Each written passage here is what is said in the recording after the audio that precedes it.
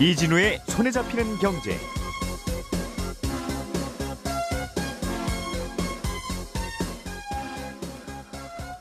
안녕하십니까, 이진우입니다. 손에 잡히는 경제가 뽑은 오늘의 숫자는 8년입니다.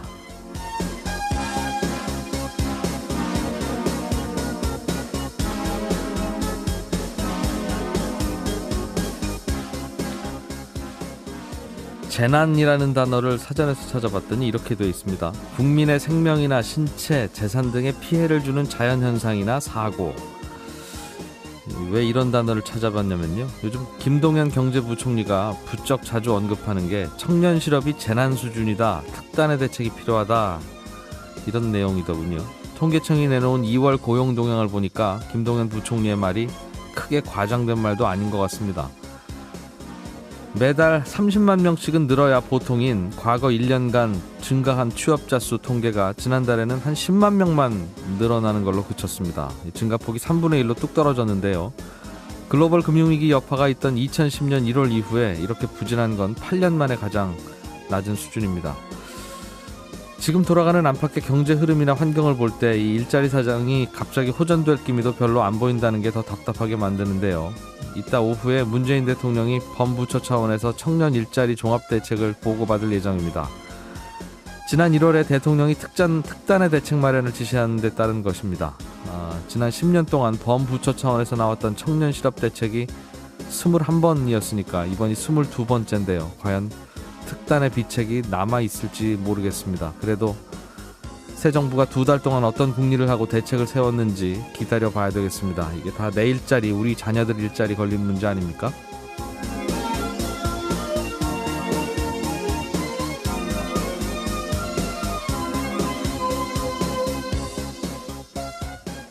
예, 3월 15일 목요일 손에 잡히는 경제입니다. 요즘 논밭에 태양광 발전 설비 설치해 놓은 거 다니다 보면 가끔 보실 텐데요. 농사 짓는 땅에다 농사 안 짓고 태양광 장비를 설치하면 농사 짓는 것보다 수익이 좀 더 나을까요? 이런 거 궁금하다는 분들 계셔서 오늘 태양광 사업하면 어떻게 좀 돈이 되는지 전문가에게 자세하게 좀 물어보겠습니다.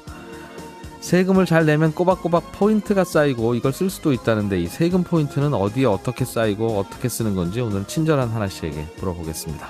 3월 15일 손에 잡히는 경제 광고 듣고 바로 시작하겠습니다.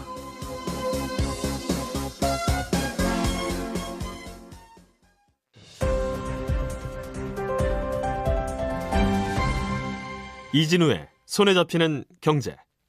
한국경제TV 김치영 기자 나오셨습니다. 어서 오십시오. 네, 안녕하세요. 네, 경제 뉴스도 살펴봅시다. 네, 오늘 청년 일자리 대책이 발표되는군요. 그렇습니다. 지금 마침 근데 아침에 나온 소식은 예, 안 좋아요. 많이 안 좋습니다. 고용 동향. 예. 예, 고용 동향이 좀 많이 안 좋습니다. 그래서 그거 가지고 지금 뭐 신문들이 저희 기자들 표현으로 한바닥 썼잖아요. 네.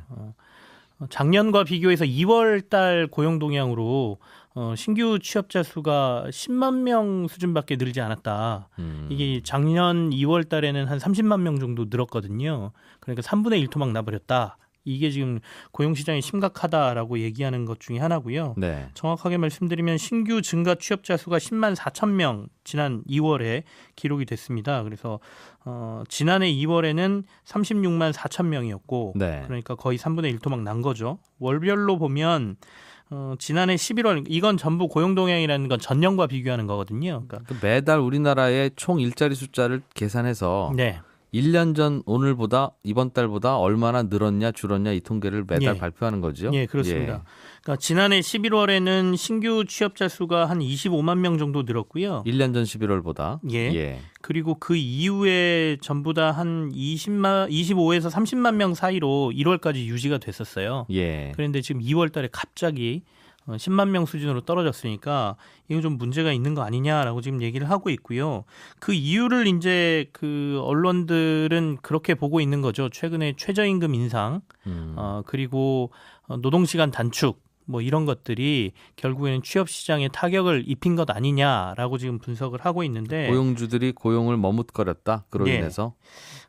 실제로 이게 전혀 근거 없는 소리가 아니다라고 그 근거로 들고 있는 게 고용 형태별로 보면 상용 근로자, 그러니까 쉽게 말하면 정규직 같은 상용 근로자는 43만 3천 명이 늘었어요. 예. 근데 임시직하고 일용직 근로자가 18만 2천 명 그리고 8만 5천 명이 2월 달에 줄어든 것으로 나와서 실제 조금 영향을 미친 것 같다라고들 분석을 하고 있는 겁니다. 근데 네. 정부는 일단 2월 달에 명절이 끼어 있었고 그다음에 두 번째 너무 한파가 심했다. 그렇다 보니까 일자리 시장에 좀 영향을 미친 것 아니냐. 그리고 기업들의 구조조정 여파도 지금 시장에 미치고 있어서 구조적인 문제이지 네. 이게 단순히 아까 말한 정책적인 부분이 다 영향을 미쳤다고 최저임금 보기는 힘들다. 갑자기 많이 올려서 이렇게 갑자기 줄어든 건 아니다 이 설명이군요. 네, 그렇게 예. 얘기를 하고 있습니다. 사실 한파 영향도 있긴 있을 거예요. 이게 뭐 정확히 할 수는 없습니다만 원래 겨울에는 일자리 수가 줄어들지 않습니까? 그렇습니다. 건설하는 분들이 많이 주니까. 예, 올해 그리고 유난히 추웠기 때문에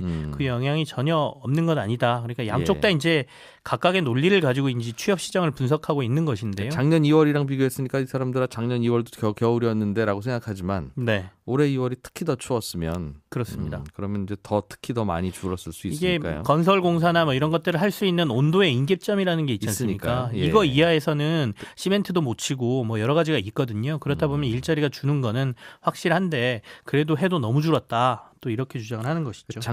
다음 달, 다다음 달 나오는 일자리 숫자가 좀 더 관심거리겠어요. 작년 그렇습니다. 3월과 비교하고 작년 4월과 비교해서 1년간 얼마나 늘었나 이걸 보면 이제 날씨 탓인지 혹은 다른 요인이 있는지가 나타날 테니까. 예. 그래서 추경도 그래서 편성하겠다는 건가요? 뭔가 대책을 좀 세워야 되겠다는 생각을 하긴 하는 건가 봅니다. 그렇습니다. 일자리와 관련된 이제 여러 가지 이런 데이터나 이런 게 이제 정부에 들어가 있었을 테고요. 심각하다는 생각을 하고 있기 때문에 일자리와 관련된 발언들이 최근에 정부 당국자들 입에서 많이 나왔거든요. 청년 일자리 문제.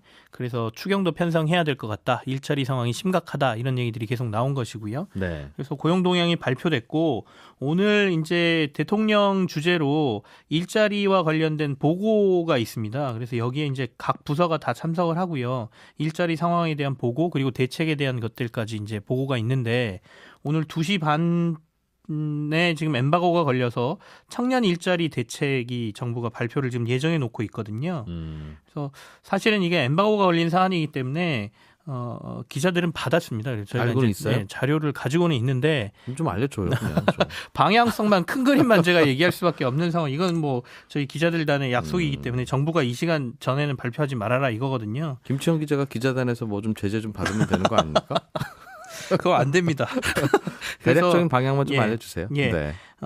며칠 전에도 이제 얘기가 계속 나왔었는데 사실 그간 정부가 지원해왔던 오늘 뭐 조선일보에도 이렇게 썼던데요. 10년간 21번의 청년 일자리 대책이 나왔지만 문제 해결이 전혀 되지 않고 있다라는 지적이 있었어요. 그러니까 이건 정권 문제가 아니거든요. 그러니까 정부 말대로 약간의 구조적인 문제가 포함되어 있다라고 봐야 되는 건데 그래서 정부가 아예 일자리 대책의 구조가 방법론 자체를 바꿔버리겠다라고 지금 계속 얘기를 하지 않습니까? 그러니까 기업을 지원하고 간접적으로 하는 방식에서 직접 지원 쪽으로 가겠다라는 대책이 이번에 조금 포함이 돼 있다 이렇게 보시면 되겠고요. 네. 그리고 그렇다 그래서 기존에 하던 대책을 전혀 안 하느냐 이것도 아닙니다. 기존에 하던 대책도 대상을 넓히거나 지원 금액을 더 확대를 해서 지원을 하겠다는 것도 같이 포함이 돼 있는 상태예요. 어쨌든 간 지금 추경 편성도 얘기가 나오고 있고 해서 돈을 더 확보해서 일자리, 특히 청년 일자리 쪽에다가 돈을 많이 쓰겠다는 게 이번 정부 대책에 나올 것으로 보이고요. 기존 일자리뿐만 아니라 청년들이 자신이 스스로 창업을 하는 것도 일자리가 만들어지는 거지 않습니까? 네. 그래서 창업하는 청년층에도 일부 뭐 세제 지원이라든지 여러 가지 지원을 하겠다라는 대책이 같이 포함되어 있는 상황입니다. 결국은 일자리를 만들어야지 일자리를 구하거나 혹은 구하고 있는 청년한테 돈을 주는 건 네. 물론 그 돈도 꽤 유용하긴 합니다만 그렇게 궁극적으로 일자리 만드는 게 아니라서 결국은 일자리를 만들어야 되는데 일자리는 정부가 만들기가 쉽지 않지 않습니까? 공무원을 그렇습니다. 덮거나 네. 하는 뭐 일자리도 충분히 있긴 하겠습니다만 결국은 미우나 고우나 기업들이 만들 수밖에 없는 거라서 그래서 기업이 이뻐서가 아니라 일자리를 만드니까 이런저런 지원도 좀 하는 거 아니겠습니까? 근데 기업들이 어떻게 하면 일자리를 더 만들까 이게 고민거리네요 정말. 이 고용 부진이 계속되는 거에 대해서 정부가 지금 구조적으로 문제를 지적하고 있는 것들 중에 하나가 그 주력 산업의 구조 조정 때문에 일단은 우리나라에 지금 일자리가 급속하게 줄고 있다라는 점을 들고 있고요. 두 번째는 기술 발전으로 대기업에서 신규 채용이 또 줄고 있는 상황이 계속 벌어진다. 그리고 세 번째가 일자리를 찾는 청년층하고 지금 나오는 일자리가 미스매칭되고 있다는 것이거든요. 주력 산업의 구조조정이라는 게 쉽게 말하면 대기업들이 사람 안 뽑는다는 뜻 아니겠습니까? 예, 그러니까 예전에는 이제 좋은 이런 일자리 줄어드는 거죠. 예, 제조업 기반의 일자리다 보니까 투자를 하면 제조업에서도 일자리가 많이 느는 상황이었는데 네. 지금은 투자를 하더라도 자동화 기기에 투자가 되기 때문에 이런 일자리들은 거의 없고요. 또 제조업 쪽으로 취업하려 하는 청년층 자체도 지금 별로 없습니다. 그렇다 보니 사무직이나 이쪽으로 가고 싶어 하는데 이쪽하고의 미스매칭이나 뭐 이런 문제들이 근본적으로 벌어지고 있어서 이런 구조적인 문제를 해결하지 않으면 사실상 일자리를 늘리기가 쉽지 않은 상황이다라고 지금 계속 정부는 강조를 하고 있는 상황인데 그래서 중소기업이나 이런 쪽의 취업을 늘리기 위해서 지난번에 한번 잠깐 정부 당국자가 언급을 했습니다. 중소기업 취업자의 임금 수준을 대기업 수준으로 간접적으로 지원해서 맞춰주겠다라는 얘기를 했거든요.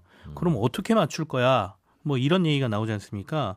대기업 월급이 300만 원인데 중소기업이 같은 연차에 200만 원이면 네. 100만 원을 정부가 주겠습니다. 지금 대졸 초임 중소기업의 연봉이 2,500만 원으로 이제 얘기가 되고 있고요. 대기업은 한 3,800만 원 정도라고 통계가 있거든요. 그러니까 여기에 비슷하게 체감할 수 있도록 여러 가지 지원을 하겠다는 건데 소득도 일부 뭐 정부 지원을 통해서 하는 것도 있지만 주거비 같은 경우에 중소기업에 다니면 뭐 예를 들어서 이자를 싸게 하는 상품을 내놓는다거나 아니면 자산 형성을 돕는 그러니까 근로자가 얼마를 내면 기업하고 정부가 같이 불입을 해서 뭐 3년간 뭐 비과세 혜택 주고 하는 뭐 상품을 만든다든지 이런 방법을 통해서 일부 체감하는 소득을 올려주겠다라는 게 정부 대책인데 과연 이게 얼마나 효과가 있을지는 또 지켜봐야 될 것 같습니다. 그래서 사실은 중소기업을 미리미리 구조조정해서 중소기업이 월급 적게 주는 이유가 그게 뭐 욕심 많아서가 아니라 이렇게밖에 못 버는데도 계속 살아있기 때문에 월급이 이만큼밖에 안 나오는 경우가 많지 않습니까? 네네. 그런데 우리는 중소기업은 계속 살리고 돕고 도와줘야 된다고 하다 보니 그러니까 경쟁력 없는 중소기업도 살아남아 있게 되고 그러면 새로 창업하는 청년들이 그 중소기업하고 싸우다가 결국은 창업이 안 되는 문제도 벌어지잖아요. 참 대안이 없으니까 뭐라고 말씀드릴 수는 없는데 고민거리 좀 일단 2시 반에 대책 있습니다. 나오는 걸 좀 예. 보시고 예. 내일 저희가 한 번 더 얘기할 수 있으면 뭐 비판을 하든 뭐 대안을 제시해 보든 하도록 해보죠. 네. 금융위원회가 금융회사 지배구조 개선 방안을 발표했군요. 금융회사 지배구조면 은행장 혹은 증권회사 사장 이런 분들 뽑을 때 뭘 좀 더 잘해보자 이런 뜻인 것 같습니다. 타겟은 뭐 저겁니다. 그 금융지주 회사들의 지주회사 회장 뽑을 때 셀프 연임 문제가 있었잖아요. 그러니까 자기가 스스로 추천위원회에 포함돼 있고 자기 이름이 올라가고 결국엔 그 안에서 의사결정도 한다. 이런 부분이었거든요. 이걸 원천적으로 차단하는 게 이번 금융회사 지배구조 개선 방안 안에 들어가 있습니다. 그래서 감사위원과 사회이사 선출을 위한 임원추천위원회에 CEO가 참가하는 걸 아예 금지를 시켰고요. 이 안에 보면. 그렇게 된다라고 하면 이제 감사위원과 사회이사가 임원추천위원회를 구성을 하게 되거든요. 그러면 CEO의 입김을 조금 차단할 수 있겠다라는 것이고요. 그리고 그 외에 이제 CEO들 보통 금융회사들은 대주주 적격성 심사라는 걸 받게 돼 있습니다. 그래서 대주주 특히 아까 말씀드린 뭐 그 CEO라든지 이런 사람들이 과연 과거에 경제범죄나 뭐 이런 것들을 받지 않았느냐 이런 기준도 사실은 지켜야 되거든요. 그래서 이런 것들도 좀 강화를 해서 단순히 대주주 한 사람만 보는 게 아니라 10%를 초과한 지분을 가지고 있다라고 하면 거기에도 이런 기준을 같이 적용을 하겠다. 그러니까 금융사에 투자하려면 어느 정도 도덕적인 흠결이 없어야 된다. 이런 내용이 같이 담긴 것으로 지금 얘기가 되고 있습니다. 그 외에도 5억 원 이상 고액연봉을 받는 금융회사 임원들의 연봉총액이 공개되고 주주총회에서도 이와 관련된 심의가 의무화된다라는 내용도 같이 이번 지배구조 개선안에 포함이 되어 있는 상황입니다. 네. 홈앤쇼핑이라는 홈쇼핑 회사가 있는 것 같은데요. 그렇습니다. 정부가 부당한 인사 개입을 했다는 논란이 일고 있군요. 이게 이제 중기 홈쇼핑이라고 많이들 얘기하시는데요. 그 이유가 중기중앙회하고 중기유통센터, 그다음에 IBK 기업은행 이런 데가 주요 주주로 참여해 있기 때문이에요. 그리고 한 22% 정도가 소액주주로 이루어진 회사인데요. 정부 지분이라고 하면 여기서는 사실 IBK 기업은행 정도가 이제 정부 지분이죠. 기업은행이 50% 정도를 이제 기재부가 가지고 있기 때문에요. 예.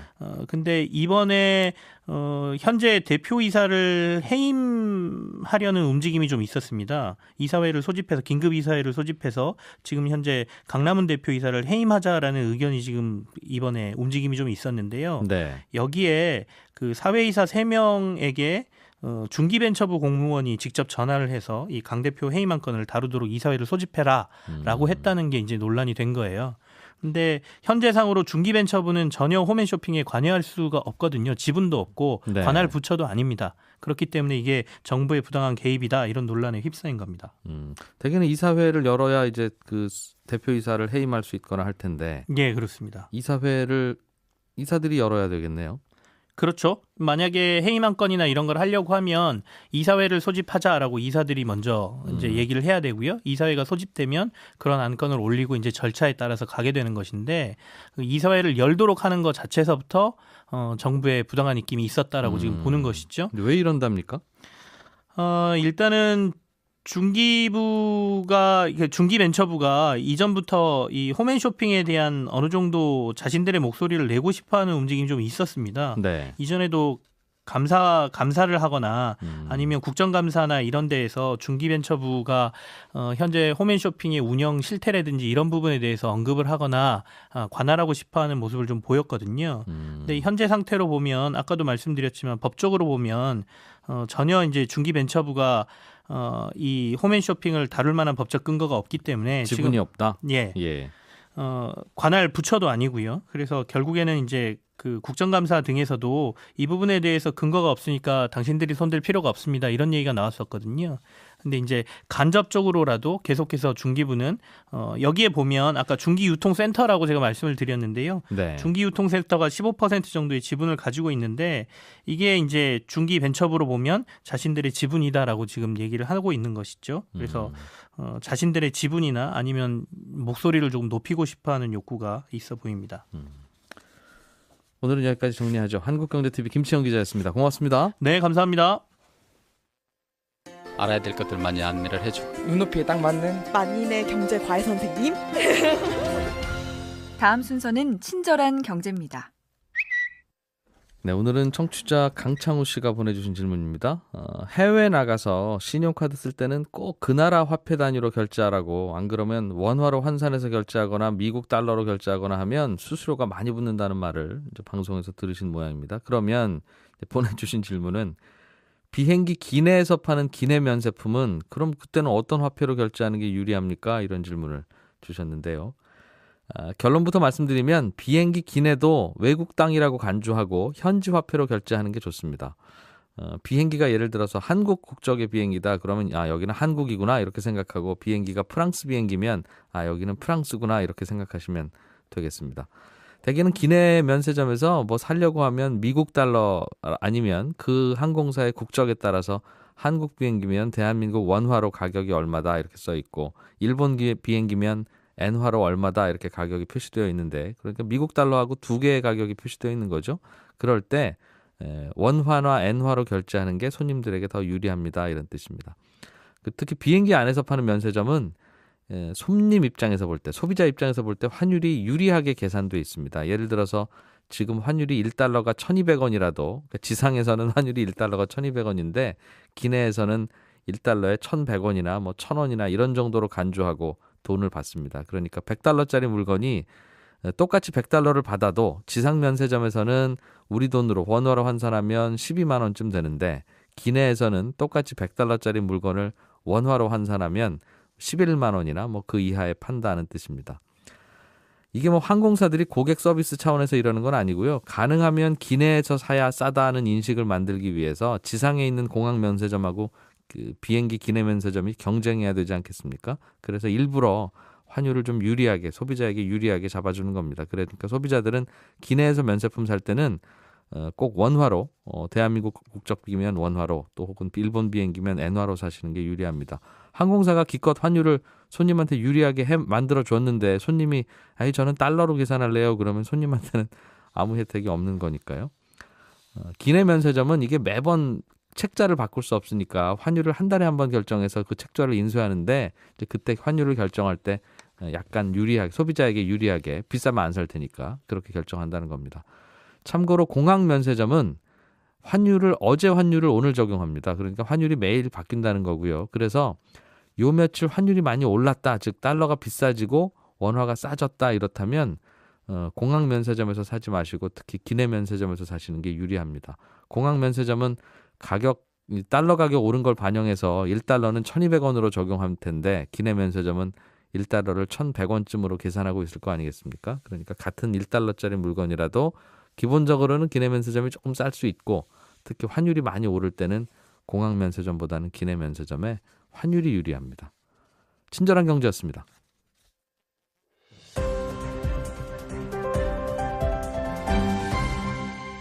경제를 생각하는 사람들의 즐거운 습관. 이진우의 손에 잡히는 경제. 태양광이 돈 된다는 얘기 혹시 들어보셨습니까? 시골에 있는 땅에 농사 안 짓고 태양광을 깔면 이게 농사 짓는 것보다 계산해 보면 낫다. 뭐 요즘 그래서 지역마다 설명회도 열고 하는데 혹시 어느 정도 괜찮은지 또 어느 정도의 리스크가 있는지 등등 좀 짚어보겠습니다. 에너지 관련 사업들의 법률 자문해 주시는 전문가입니다. 법률사무소 에너지의 이동일 변호사입니다. 안녕하십니까? 네, 안녕하십니까? 이게 땅에 태양광 장비를 설치해서 그걸로 전기를 만든다는 것 같아요. 네, 맞습니다. 그러면 그 전기를 누가 이제 사줘야 돈이 될 텐데 그 전기는 누구한테 팝니까? 네, 태양광 발전 사업자가 생산한 전기는 한전에서 지금 사주고 있습니다. 한전에서. 그래서 한전은 네네. 그 한전은 태양광 발전소가 생산한 전기를 전량 구매하도록 하고 있기 때문에 생산한 전기를 팔지 못할 상황을 걱정할 필요는 없습니다. 예. 그리고 태양광 발전소가 생산하는 경우 한국에너지공단에서 발급해주는 신재생 에너지 공급 인증서가 있습니다. 이 인증서를 판매를 해서 또 수익을 올릴 수 있습니다. 그래서 안정적인 수익을 올릴 수 있는 사업으로 많은 관심을 받고 있는 게 현실입니다. 잠깐만요. 그러니까 전기를 생산하면 그건 무조건 한전이 사주도록 돼 있다? 네, 현재는 신재생 에너지를 통해서 생산된 전기는 한전이 의무적으로 구매하도록 되어 있습니다. 한전 저희도 전기 많이 남아요 하더라도 무조건 사주게 돼 있다는 말이죠. 예, 맞습니다. 그리고 한 가지 더 말씀해 주신 신재생 에너지 공급 인증서를 판매한다는 건 무슨 뜻이에요? 이거를 농민들이 판매하는 거예요? 예, 맞습니다. 그 신재생 에너지법에서 예. 그 발전 사업자들은 일정 비율을 신재생 에너지로 반드시 공급하도록 되어 있습니다. 예. 그런데 그 메이저 발전 회사들은 신재생 에너지 설비가 많지가 않기 때문에 네. 소규모 태양광 발전 사업자가 생산한 그 전기를 그 REC라는 인증서로 이렇게 발급을 해주면 네. 그 인증서를 구매를 하고 있습니다. 알겠어요. 그러니까 농토 땅에서 전기를 만들면 그 전기도 사가고 태양광 발전으로 만든 전기라는 인증서도 추가로 팔 수 있고. 네, 맞습니다. 둘 다 그러니까 하나는 한전에 팔고 또 하나는 한전 자회사들한테 파는 거군요, 결국은. 예, 그렇게 이해하십니다. 예. 물론 민간 발전 회사한테도 팔 수 있고요. 알겠습니다. 그러면 팔 때 가격이 매번 다릅니까? 아니면 어떻습니까? 네, 이게 두 가지 판매 방식이 있는데요. 그 고정식 판매 같은 경우에는 최초에 계약을 할 때 고정된 가격으로 거래를 하고요. 네. 그 단기간 판매하는 경우에는 이렇게 우리 주식 시장처럼 REC 시장의 그 가격 변동이 있습니다. 예. 그래서 물론 REC 가격은 변동된 가격으로 지금 시장에서 형성되고 있습니다. 가격이. 그러면 발전을 하는 농민 입장에서 그 농토에서 발전을 하는 그 생산자 입장에서는 나는 그냥 1년 계약해서 무조건 얼마씩에 팔겠다고 하든가 네네. 아니면 그때그때 변하는 가격이지만 그래도 난 여기다 팔겠다 하든가 선택할 수 있습니까? 예, 맞습니다. 선택할 수 있습니다. 이거는 농산물 하는 거하고 똑같군요. 봄에 밭대기로 다 한꺼번에 팔아버리던가 네, 아니면 가을에 그때 수확철 가서 그때 가격에 따라서 내가 리스크를 좀 안더라도 혹시 가격 오르면 비싸게 팔 수 있으니 그리 하는 거하고 비슷하군요. 네, 정확한 말씀입니다. 대략 이건 뭐 평당 얼마라고 해야 되나요? 뭐 어느 정도 수익이 생깁니까? 네, 이게 발전소 그 부지가 크면 많은 전기를 생산할 수 있는데요. 네. 제가 이해를 돕기 위해서 100kW를 기준으로 한번 설명을 드려보겠습니다. 예. 그래서 100kW 규모의 태양광 발전소를 건설하려면 그 부지는 1,420제곱미터, 즉 400평 정도가 됩니다. 예. 그래서 400평 정도 위에 태양광 발전소를 건설하면 한 달에 평균 250만 원 정도의 수익을 발생할 수 있습니다. 400평 정도의 태양광 설비를 설치하면 1년이면 한 네. 그럼 3천만 원 정도? 예, 맞습니다. 그래요? 그 400평에 농사 지어서 그 정도 벌기는 쉽지는 않을 것 같다는 생각이, 저는 농산물 가격은 잘 모릅니다만 네. 그런데요? 예. 예, 그래서 요즘 많은 사업자들이 그 태양광 발전소에 관심을 갖고 있습니다. 그래요? 그러면 그러면 저라도 땅이 있으면 다 이거 왜 안 하나 싶은데 뭔가 다른 비용이 들어가는 게 있으니까 고민거리겠죠? 네, 맞습니다. 태양광 발전소 건설을 하려면 예. 그 발전소 건설 비용이 들어가고요. 예. 그다음에 토지가 없는 분들은 토지 확보 비용이 들어갈 거고. 그거야 그렇겠죠. 예. 네. 그리고 그 땅을 고르는 토목 비용이 들어가고요. 네. 그다음에 발전소를 건설하면 그 전력 계통에 연결하는 비용이 들어갑니다. 뭐 각종 그리고- 비용을 다 땅 주인 농민들이 내야 된다 이 말이군요. 네, 사업자가 준비를 해야 됩니다. 400평에 1년에 한 3천만 원어치 전기 나온다고 하셨는데 네네. 400평에 태양광 설비 깔려면 돈 얼마나 듭니까? 대략? 이 부분은 어떤 업체가 공사를 하느냐에 따라 다르긴 하는데요. 예. 평균적으로 한 1억 8천만 원 정도로 생각하시면 됩니다. 11억이요? 1억 8천만 원. 1억 8천만 원이요? 네네. 그러니까 1억 8천, 그러니까 쉽게 얘기하면 400평 땅에 1억 8천 들여서 네. 건축비 드리고 네네. 월세 받는 거네요. 예, 비슷한 개념으로 봅니다. 1억 8천만 원이면 네. 생각보다는 많이 들지는 않는데 그거 은행에서 빌리면 1년에 이자로 뭐 한 3,400만 원 내면 되는 한 500만 원 내면 되는 거 아니겠습니까? 네, 그러면 맞습니다. 그 이자 빼더라도 1년에 수익이 한 2,500만 원은 나온다는 것인데 네. 1억 8천 들여서 태양광 설비를 하면 네. 그거 얼마나 쓸 수 있어요? 태양광 설비를 매년 그렇게 들여야 되면 그건 계산 다시 해야 되는 것이고 네네. 얼마나 갑니까? 물론 태양광 발전소를 어떻게 유지 운영하느냐에 따라 기간은 달라지긴 하는데요. 예. 통상적으로 한 20년 정도로 보고 있습니다. 20년. 네. 그럼 2억 들여서 20년 쓰면 1년에 한 1,000만 원 정도는 감가상각으로 계산을 해야 되는군요. 네네. 알겠습니다. 그러면 맞습니다. 대략 그래도 한 1,000만 원 넘게는 돈을 버는 거네요. 땅만 있으면. 네, 맞습니다. 초기 비용 들이면. 다만 네네. 그때 이제 농사 못 짓는 부분에 대한 기회 비용이 있을 테니까 네. 400평 땅에 농사 지어서 한 1,000만 원 정도 또 네. 못 번다 싶으면 이쪽으로 돌리는 게 낫다는 계산이군요. 네, 맞습니다. 알겠습니다.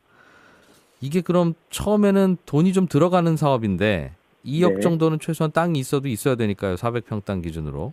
네. 어디서 대출을 좀 받을 방법이 있습니까?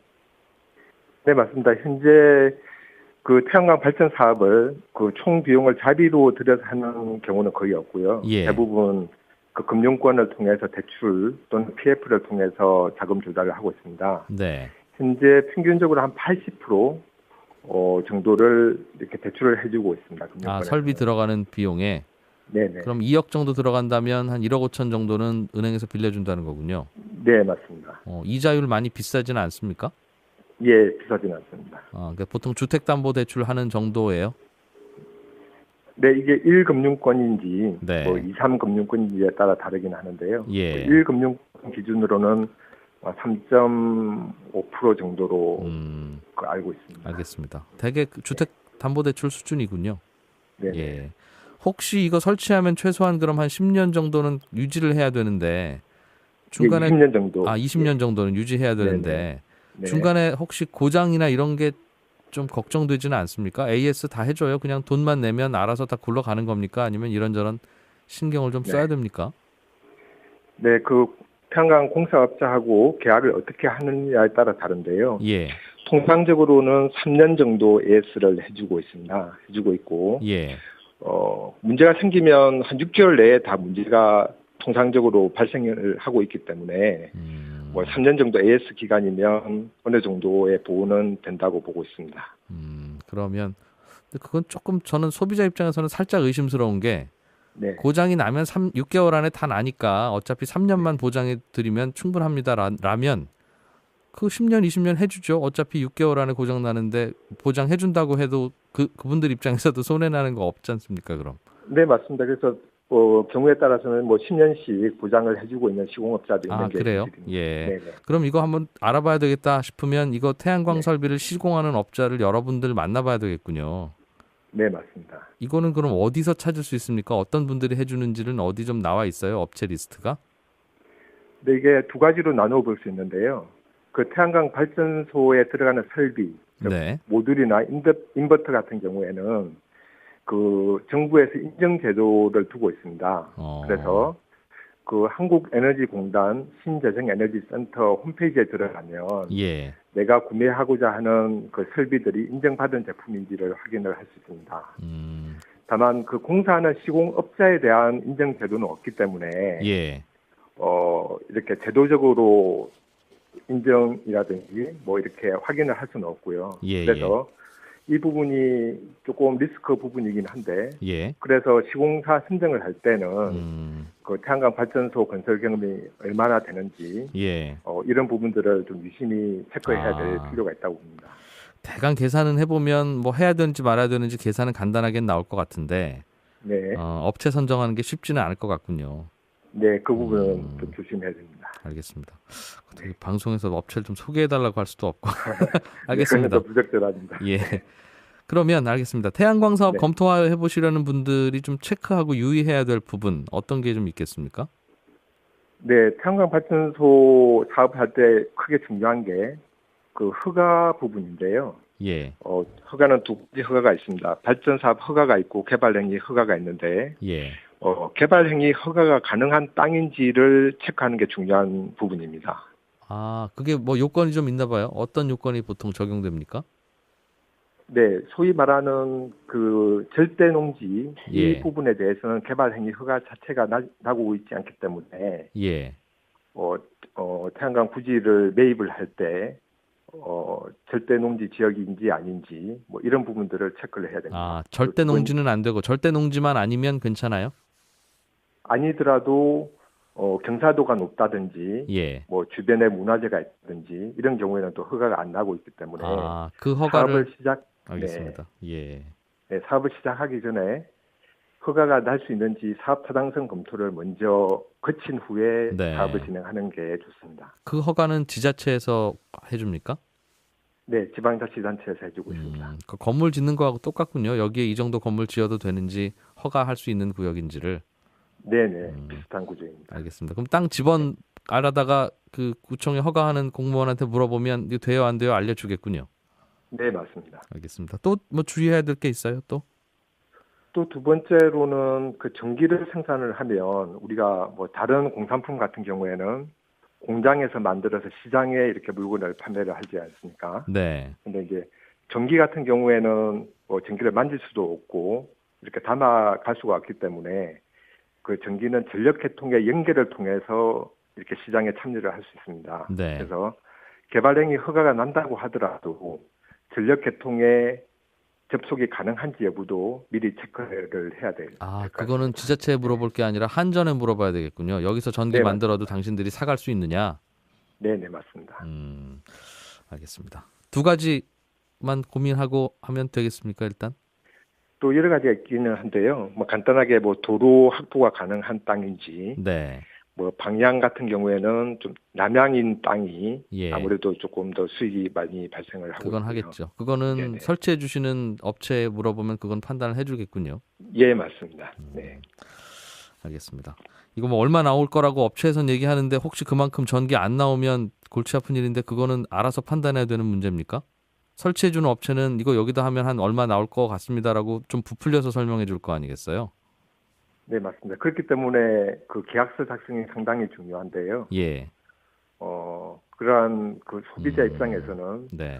희망하는 뭐 효율이라든지 이런 부분들을 계약서에 적시를 하고 네. 그 효율에 도달하지 못하는 경우에는 뭐 하자 보수를 해준다든지 알겠습니다. 이런 문구를 넣는 게 좋습니다. 예, 고맙습니다.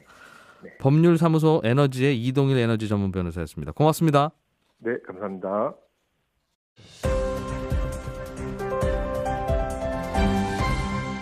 이진우의 손에 잡히는 경제. 우리는 소비 생활을 하면서 포인트를 적립하는 경우가 요즘 꽤 많아졌죠. 통신요금 내고 뭐 신용카드 쓰고 하면 포인트를 적립해주고 나중에 그걸 유용하게 쓰기도 하는데 세금을 내도 국세청에서 포인트를 쌓아준다고 합니다. 오늘은 이 얘기 좀 들어보죠. 이하나 리포터가 취재해 오셨습니다. 어서 오십시오. 네, 안녕하세요.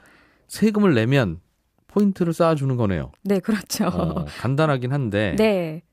모든 세금에 다 적용합니까? 모든 세금에 다 적용되는 건 아니고요. 네. 소득세만 포함이 됩니다. 그러니까 종합소득세, 양도소득세, 그리고 원청징수되는 근로소득세, 퇴직소득세 이런 것들 있잖아요. 네네. 요거를 냈을 때만 국세청에서 성실히 납부하셨네요 하고 포인트를 쌓아주는 거죠. 그 내가 매달 월급 받을 때 월급 봉투에서 자동으로 세금을 떼고 주니까 네. 샐러리맨들이야 세금을 성실하게 안 낼래 안 낼 수가 안 낼 없고 수가 없죠. 그러면 쌓아주겠군요. 네, 차곡차곡 쌓이고 있는 겁니다. 얼마나 쌓아줍니까? 이게 기본적으로 10만 원당 1점씩 쌓아줍니다. 10만 원당 네, 이 1점. 제도가 예. 2000년부터 시작이 됐는데요. 만약에 지금까지 3천만 원의 세금을 냈다면 예. 300점이 쌓여 있겠죠. 그런데 우리나라에서 소득세는 기본적으로 자진 신고하고 납부하는 세금이잖아요. 네. 근데 혹시나 자진 납부를 안 하고 누락이 됐었다. 그래서 왜 안 냈어요? 라고 고지서가 날아온 후에 세금을 납부하게 되면은 이 경우에는 차등적으로 10만 원당 1점이 아니라 10만 원당 0.3점만 조금 덜 쌓아줍니다. 쌓아주는군요. 네. 월급에서 떼는 거야 자동으로 밀릴 일이 없고 그렇죠. 다만 종합소득세 신고나 네. 뭐 집이나 뭐 이런 거 팔고 양도소득세 같은 경우에는 신고를 늦게 하거나 안 할 수 있으니 그때는 네. 조금 덜 쌓이는군요. 알겠어요. 얼마가 쌓인다고 했죠? 10만 원당 1점씩 쌓여요. 네. 그러면 10억 원어치 세금을 내면 10,000점 10,000점. 정도 쌓이네요. 생각보다 체감하기는 많지는 좀 않네요. 많진 않죠.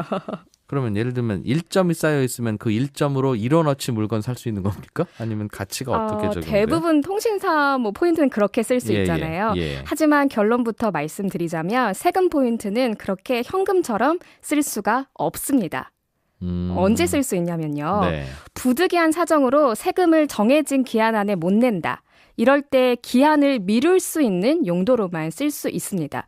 그게 무슨 말이냐 하면요. 네. 법에는 이러이러한 상황에 처한 사람이라면 세금 납부 기한을 좀 미뤄져라 이렇게 명시한 게 있어요. 예. 뭐 예를 들어서 가족 중에 한 명이 돌아가셔서 상중일 때 아니면 정말 세금 낼 돈이 없을 정도로 사정이 어려울 때 등등 이런 상황에 처한 경우는 세금 납부 기한을 좀 미뤄줄 수 있다라는 건데요. 네. 하지만 그냥 아무것도 없이 유예를 해주면 좀 불안하잖아요. 그러니까 담보를 맡기라고 하거든요. 그러니까 낼 세금이 100만 원이면 100만 원 가치에 상응하는 담보를 맡겨야 하는데 네. 급하면 그 담보 구하기도 힘들잖아요.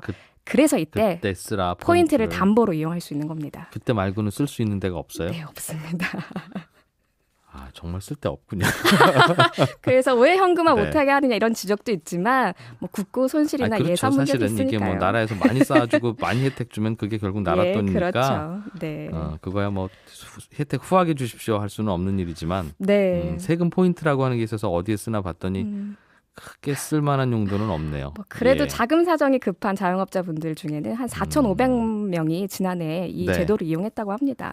그렇겠군요. 그러면 대략 한 1점이 1원의 가치를 갖고 있는 겁니까? 아니요, 그건 아니고요. 예. 1점당 10만 원의 가치를 갖고 있습니다. 예. 그래서 100만 원짜리 세금 납부 기한을 미뤄야 한다면 10점이 필요한 거죠. 포인트는 1점부터 있으면 쓸 수 있고요. 네. 이렇게 포인트를 쓰면 90일까지 기한 연장을 할 수 있고 기한 연장을 하면 가산세를 알겠습니다. 내지 않아도 됩니다. 그렇죠. 네네. 기한 연장을 안 하면 가산세를 내야 되고 그렇죠. 결국은 뭐 본인이 갖고 있는 부동산이나 이런 게 차압이 들어올 텐데 네. 그거 안 해도 되는 혜택이다. 네. 10만 원당 1점씩 쌓아주는데 1점이 10원의 가치가 있다고 하셨으니까 1점이 10만 원의 가치. 그 1점이 네. 10만 원의 가치가 있다고요? 네네. 1점이 10만 원의 가치를 갖고 있습니다. 그래서 예. 100만 원짜리 세금 납부 기한 미루려면 10점이 필요한 거죠. 그러면 네. 10만 원을 세금을 내면 1점 쌓아주는데 네. 1점이 다시. 10만 원의 가치를 가지니까 그렇죠. 이건 내가 세금 낸 만큼은 그래도 포인트가 쌓이는 거예요? 그렇죠. 그렇게 생각할 수 있겠죠. 동등하게. 네. 그래요. 그러면 내가 예를 들면 500만 원 세금 냈으면 그 500만 포인트가 쌓여 있겠습니다. 500만 원이 그렇죠. 그거를 근데 다만 그렇죠. 그렇게 쉽게 생각하면 담보로만 쓸 수 있다. 그렇죠. 알겠습니다. 이거는 내 포인트 그동안 얼마나 쌓였는지 한번 알아보고 싶을 수 있겠어요. 내가 세금 그동안 얼마나 내고 살았나도 알 수 있을 테니까요. 네. 예. 이거는 뭐 국세청 홈페이지 홈택스에 가면 확인이 가능하고요. 아니면 세무서 민원실에 직접 방문해도 확인을 할 수 있습니다. 홈택스나 세무서에 물어보면. 네. 그리고 신청사는 온라인 접수가 안 되고요. 네. 정말 신청하시고 싶으시면 관할 세무서에 직접 가셔야 되고요. 또 납부 기한이 끝나기 3일 전에 최소 3일 전에는 신청을 하셔야 합니다. 알겠습니다. 이거는 소득세 말고 되게 이제 세금을 갑자기 납부해야 되는데 납부를 못 하게 되는 경우가 네. 예를 들면 갑자기 부모님이 돌아가셔서 상속세를 내야 되는데 이거 상속세가 많이 나왔는데 갖고 있는 건 잘 안 팔리는 부동산밖에 네. 없으면 이제 그럴 때 가끔 유용할 것 같은데요. 그렇죠. 국세에 해당이 된다고 생각하시면 될 것 같아요. 그런 것도 됩니까? 즉 소득세에서 쌓인 포인트를 네. 소득세가 아닌 다른 세금을 잠깐만 밀어주세요라고 할 때도 그렇죠. 이 국세에 포함되는 거 그러니까 지금 말씀하신 뭐 상속세, 증여세, 부가가치세, 증여세 이런 거에 세금을 납부 기한을 연장할 때 쓸 수 있는 겁니다. 알겠어요. 사업하시다 보면 부가세도 많이 나와서 이거 미뤄야 될 경우 네. 있는데 유용하겠네요. 그렇죠. 사업하시는 분들은. 네.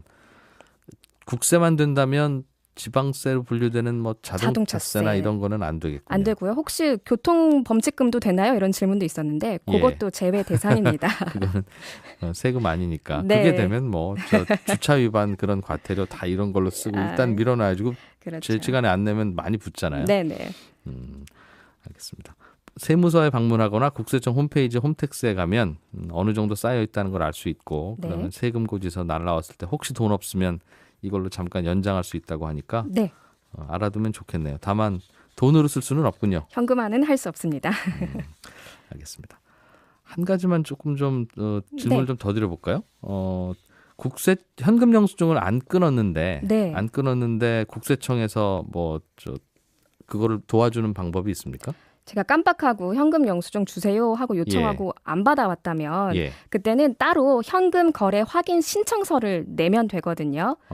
네, 내가 현금 거래했다는 증빙 자료랑 신청서를 세무서에 갖다 주면 됩니다. 거래한 지 알겠습니다. 3년이 넘지 않았다면 다 가능합니다. 요거는 어떻게 끊는 건지 다음 시간에 이어서 좀 좀더 설명해 자세히. 주세요. 네, 알겠습니다. 현금 영수증 못 받는 경우가 있으니까요.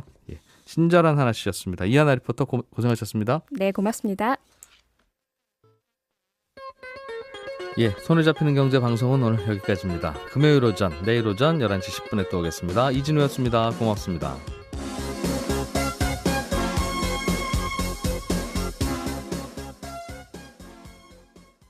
쓰면 그렇습니다. 그러면 이제 특히 더 많이 줄었을 수 이게 있으니까요. 건설공사나 뭐 이런 것들을 할 수 있는 온도의 인계점이라는 게 있지 않습니까? 있으니까, 예. 이거 이하에서는 시멘트도 못 치고 뭐 여러 가지가 있거든요. 그렇다 보면 일자리가 주는 거는 확실한데 그래도 해도 너무 줄었다. 또 이렇게 주장을 하는 것이죠. 다음 달, 다다음 달 나오는 일자리 숫자가 좀 더 관심거리겠어요. 작년 그렇습니다. 3월과 비교하고 작년 4월과 비교해서 1년간 얼마나 늘었나 이걸 보면 이제 날씨 탓인지 혹은 다른 요인이 있는지가 나타날 테니까. 예. 그래서 추경도 그래서 편성하겠다는 건가요? 뭔가 대책을 좀 세워야 되겠다는 생각을 하긴 하는 건가 봅니다. 그렇습니다. 일자리와 관련된 이제 여러 가지 이런 데이터나 이런 게 이제 정부에 들어가 있었을 테고요. 심각하다는 생각을 하고 있기 때문에 일자리와 관련된 발언들이 최근에 정부 당국자들 입에서 많이 나왔거든요. 청년 일자리 문제. 그래서 추경도 편성해야 될 것 같다. 일자리 상황이 심각하다. 이런 얘기들이 계속 나온 것이고요. 네. 그래서 고용 동향이 발표됐고 오늘 이제 대통령 주재로 일자리와 관련된 보고가 있습니다. 그래서 여기에 이제 각 부서가 다 참석을 하고요. 일자리 상황에 대한 보고 그리고 대책에 대한 것들까지 이제 보고가 있는데 오늘 2시 반에 지금 엠바고가 걸려서 청년 일자리 대책이 정부가 발표를 지금 예정해 놓고 있거든요. 그래서 사실은 이게 엠바고가 걸린 사안이기 때문에 기자들은 받았습니다. 그래서 저희가 알고는 이제, 있어요? 자료를 가지고는 있는데 좀 알려줘요. 그냥 좀. 방향성만 큰 그림만 제가 얘기할 수밖에 없는 상황. 이건 뭐 저희 기자들단의 약속이기 때문에 정부가 이 시간 전에는 발표하지 말아라 이거거든요. 김치영 기자가 기자단에서 뭐 좀 제재 좀 받으면 되는 거 아닙니까? 그거 안 됩니다. 대략적인 방향만 좀 알려주세요. 예. 네. 며칠 전에도 이제 얘기가 계속 나왔었는데 사실 그간 정부가 지원해 왔던 오늘 뭐 조선일보에도 이렇게 썼던데요. 10년간 21번의 청년 일자리 대책이 나왔지만 문제 해결이 전혀 되지 않고 있다라는 지적이 있었어요. 그러니까 이건 정권 문제가 아니거든요. 그러니까 정부 말대로 약간의 구조적인 문제가 포함되어 있다라고 봐야 되는 건데 그래서 정부가 아예 일자리 대책의 구조, 그러니까 방법론 자체를 바꿔버리겠다라고 지금 계속 얘기를 하지 않습니까? 그러니까 기업을 지원하고 간접적으로 하는 방식에서 직접 지원 쪽으로 가겠다라는 대책이 이번에 조금 포함이 돼 있다 이렇게 보시면 되겠고요. 네. 그리고 그렇다 그래서 기존에 하던 대책을 전혀 안 하느냐 이것도 아닙니다. 기존에 하던 대책도 대상을 넓히거나 지원 금액을 더 확대를 해서 지원을 하겠다는 것도 같이 포함이 돼 있는 상태예요. 어쨌든 간 지금 추경 편성도 얘기가 나오고 있고 해서 돈을 더 확보해서 일자리, 특히 청년 일자리 쪽에다가 돈을 많이 쓰겠다라는 게 이번 정부 대책에 나올 것으로 보이고요. 기존 일자리뿐만 아니라 청년들이 자신이 스스로 창업을 하는 것도 일자리가 만들어지는 거지 않습니까? 네. 그래서 창업하는 청년층에도 일부 뭐 세제 지원이라든지 여러 가지 지원을 하겠다라는 대책이 같이 포함되어 있는 상황입니다. 결국은 일자리를 만들어야지 하다 보니 그러니까 경쟁력 없는 중소기업도 살아남아 있게 되고 그러면 새로 창업하는 청년들이 그 중소기업하고 싸우다가 결국은 창업이 안 되는 문제도 벌어지잖아요. 참 대안이 없으니까 뭐라고 말씀드릴 수는 없는데 고민거리 좀 일단 2시 반에 대책 있습니다. 나오는 걸 좀 예. 보시고 예. 내일 저희가 한 번 더 얘기할 수 있으면 뭐 비판을 하든 뭐 대안을 제시해 보든 하도록 해보죠. 네. 금융위원회가 금융회사 지배구조 개선 방안을 발표했군요. 금융회사 지배구조면 은행장 혹은 증권회사 사장 이런 네. 분들 뽑을 때 뭘 좀 더 잘해보자 이런 뜻인 것 같습니다.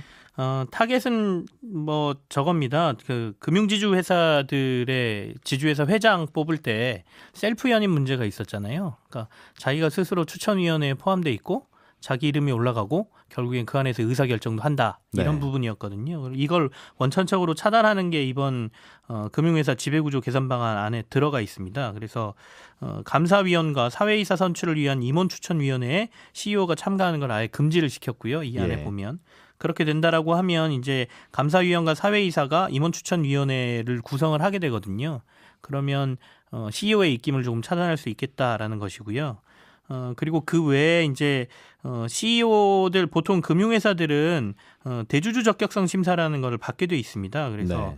대주주 특히 아까 말씀드린 뭐 그 CEO라든지 이런 사람들이 과연 과거에 경제범죄나 뭐 이런 것들을 받지 않았느냐 이런 기준도 사실은 지켜야 되거든요. 그래서 이런 것들도 좀 강화를 해서 단순히 대주주 한 사람만 보는 게 아니라 10%를 초과한 지분을 가지고 있다라고 하면 거기에도 이런 기준을 같이 적용을 하겠다. 그러니까 금융사에 투자하려면 어느 정도 도덕적인 흠결이 없어야 된다. 이런 내용이 같이 담긴 것으로 지금 얘기가 되고 있습니다. 네.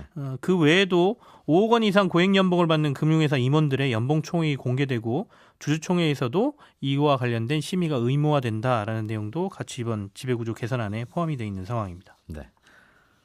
홈앤쇼핑이라는 홈쇼핑 회사가 있는 것 같은데요. 그렇습니다. 정부가 부당한 인사 개입을 했다는 논란이 일고 있군요. 이게 이제 중기홈쇼핑이라고 많이들 얘기하시는데요. 그 네. 이유가 중기중앙회하고 중기유통센터, 그다음에 IBK 기업은행 이런 데가 주요 주주로 참여해 있기 때문이에요. 네. 그리고 한 22% 정도가 소액주주로 이루어진 회사인데요. 정부 지분이라고 하면 여기서는 사실 IBK 기업은행 정도가 이제 정부 지분이죠. 기업은행이 50% 정도를 이제 기재부가 가지고 있기 때문에요. 예.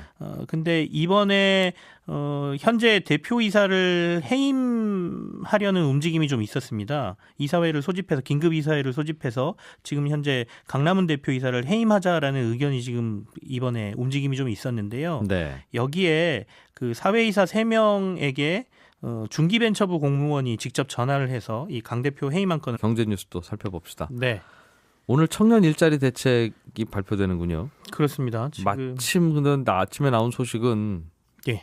안 좋아요. 많이 안 좋습니다. 고용 동향. 예. 예, 고용 동향이 좀 많이 안 좋습니다. 그래서 그거 가지고 지금 뭐 신문들이 저희 기자들 표현으로 한바닥 썼잖아요. 네. 작년과 비교해서 2월 달 고용 동향으로 신규 취업자 수가 10만 명 수준밖에 늘지 않았다. 이게 작년 2월 달에는 한 30만 명 정도 늘었거든요. 그러니까 3분의 1 토막 나버렸다. 이게 지금 고용 시장이 심각하다라고 얘기하는 것 중에 하나고요. 네. 정확하게 말씀드리면 신규 증가 취업자 수가 10만 4천 명 지난 2월에 기록이 됐습니다. 그래서 지난해 2월에는 36만 4천 명이었고 네. 그러니까 거의 3분의 1 토막 난 거죠. 월별로 보면 지난해 11월 이건 전부 고용 동향이라는 건 전년과 비교하는 거거든요. 그러니까 매달 우리나라의 총 일자리 숫자를 계산해서 네. 1년 전 오늘보다 이번 달보다 얼마나 늘었냐 줄었냐 이 통계를 매달 예. 발표하는 거죠. 예, 그렇습니다. 그러니까 지난해 11월에는 신규 취업자 수가 한 25만 명 정도 늘었고요. 1년 전 11월보다. 예. 그리고 그 이후에 전부 다 한 25에서 30만 명 사이로 1월까지 유지가 됐었어요. 예. 그런데 지금 2월 달에 갑자기 10만 명 수준으로 떨어졌으니까 이거 좀 문제가 있는 거 아니냐라고 지금 얘기를 하고 있고요. 그 이유를 이제 그 언론들은 그렇게 보고 있는 거죠. 최근에 최저임금 인상, 그리고 노동시간 단축, 뭐 이런 것들이 결국에는 취업 시장에 타격을 입힌 것 아니냐라고 지금 분석을 하고 있는데 고용주들이 고용을 머뭇거렸다. 그로 네. 인해서.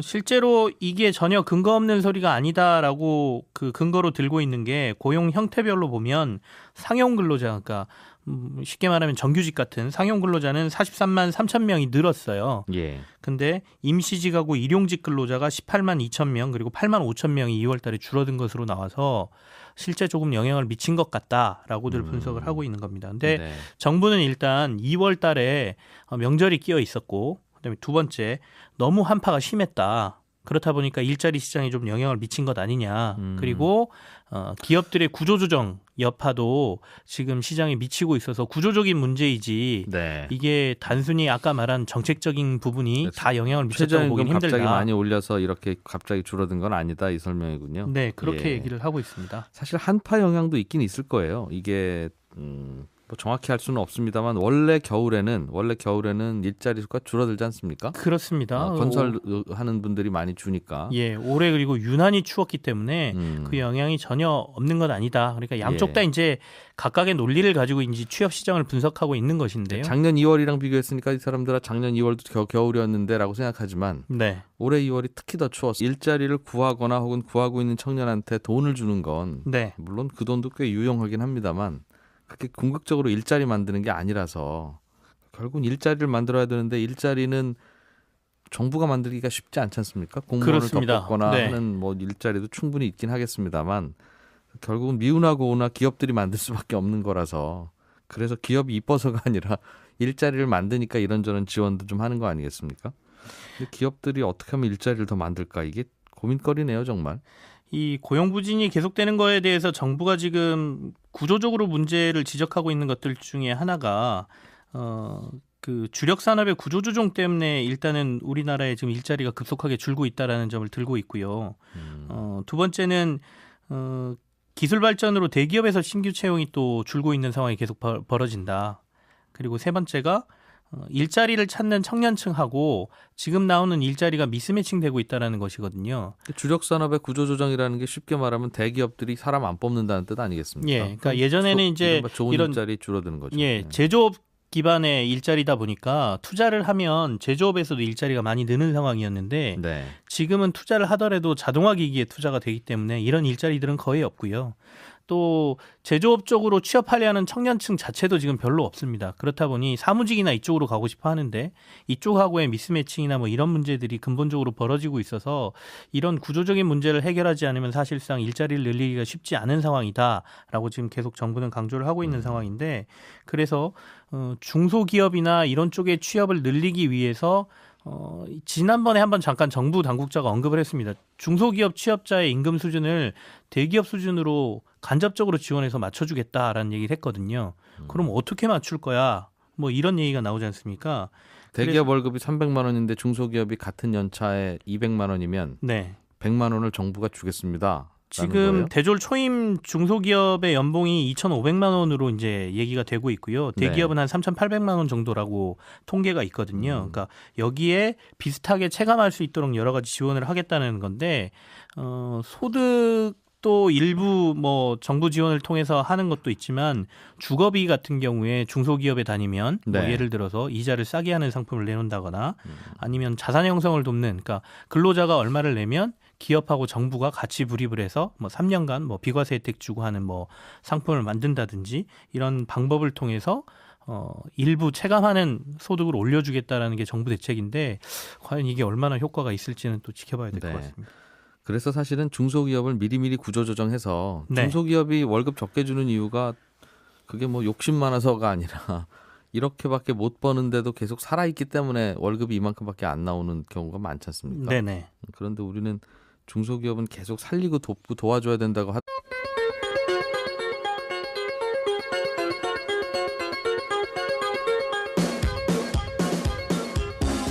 이진우의 손에 잡히는 경제.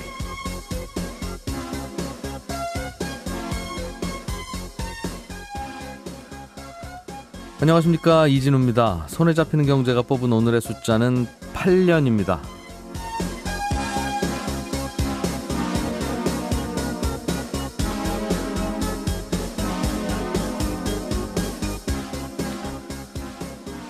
재난이라는 단어를 사전에서 찾아봤더니 이렇게 되어 있습니다. 국민의 생명이나 신체, 재산 등에 피해를 주는 자연현상이나 사고. 왜 이런 단어를 찾아봤냐면요. 요즘 김동연 경제부총리가 부쩍 자주 언급하는 게 청년 실업이 재난 수준이다. 특단의 대책이 필요하다. 이런 내용이더군요. 통계청이 내놓은 2월 고용 동향을 보니까 김동연 부총리의 말이 크게 과장된 말도 아닌 것 같습니다. 매달 30만 명씩은 늘어야 보통인 과거 1년간 증가한 취업자 수 통계가 지난달에는 한 10만 명만 늘어나는 걸로 그쳤습니다. 증가폭이 3분의 1로 뚝 떨어졌는데요. 글로벌 금융위기 여파가 있던 2010년 1월 이후에 이렇게 부진한 건 8년 만에 가장 낮은 수준입니다. 지금 돌아가는 안팎의 경제 흐름이나 환경을 볼 때 이 일자리 사장이 갑자기 호전될 기미도 별로 안 보인다는 게 더 답답하게 만드는데요. 이따 오후에 문재인 대통령이 범부처 차원에서 청년 일자리 종합대책을 보고받을 예정입니다. 지난 1월에 대통령이 특단의 대책 마련을 지시한 데 따른 것입니다. 지난 10년 동안 범부처 차원에서 나왔던 청년 실업 대책이 21번이었으니까 이번이 22번째인데요. 과연 특단의 비책이 남아있을지 모르겠습니다. 그래도 새 정부가 2달 동안 어떤 국리를 하고 대책을 세웠는지 기다려봐야 되겠습니다. 이게 다 내 일자리, 우리 자녀들 일자리 걸린 문제 아닙니까?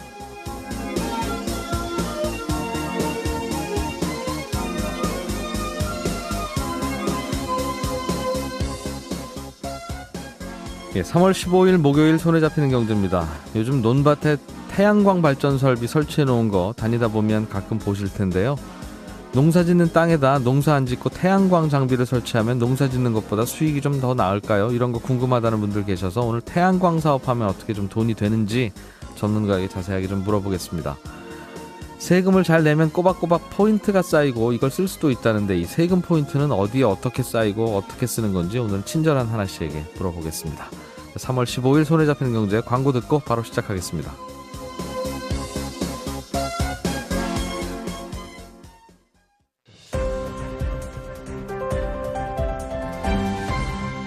이진우의 손에 잡히는 경제. 한국경제TV 김치영 기자 나오셨습니다. 어서 오십시오. 네, 안녕하세요. 네,